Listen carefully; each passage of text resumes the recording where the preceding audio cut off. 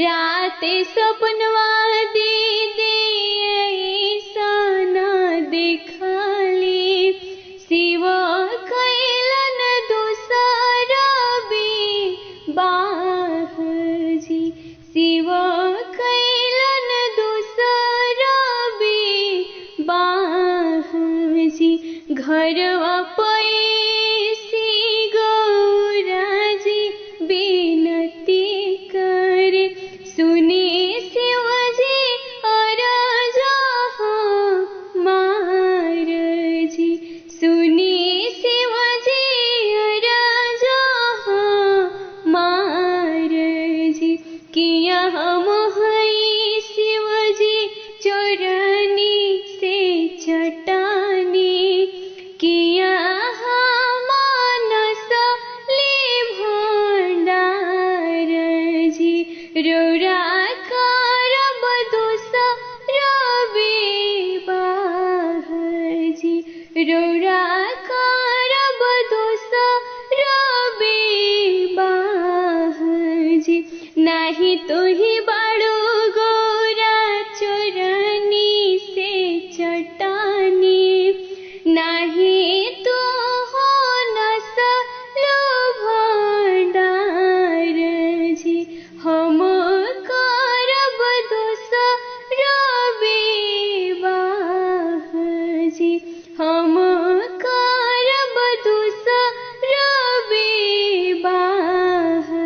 जी पेन्ही लिहलन शिवजी जोड़ा से जामा साजे चललन भूत प्रेत बरियात जी साजे लिहलन भूत प्रेत बरियात जी करे चललन दूसरा विवाह जी काने गैलो योरी किया भैलो गौरा दे आओ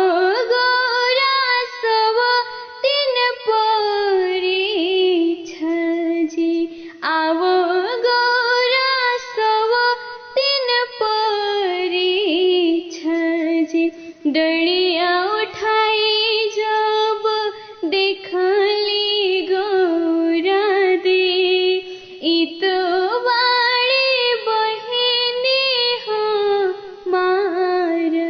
जी इत बाड़ी बहिनी हमार जी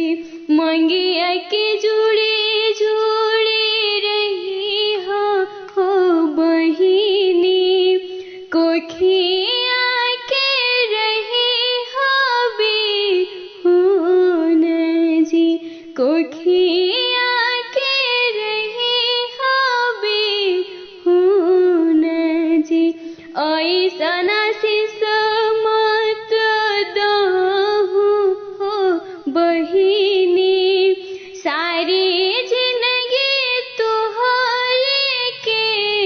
सेवब जी सारी जिंदगी तुहरे के सेवब जी सारी पैसी हम गोबारा काढ़ब बल के तुहर खेलाइब जी बल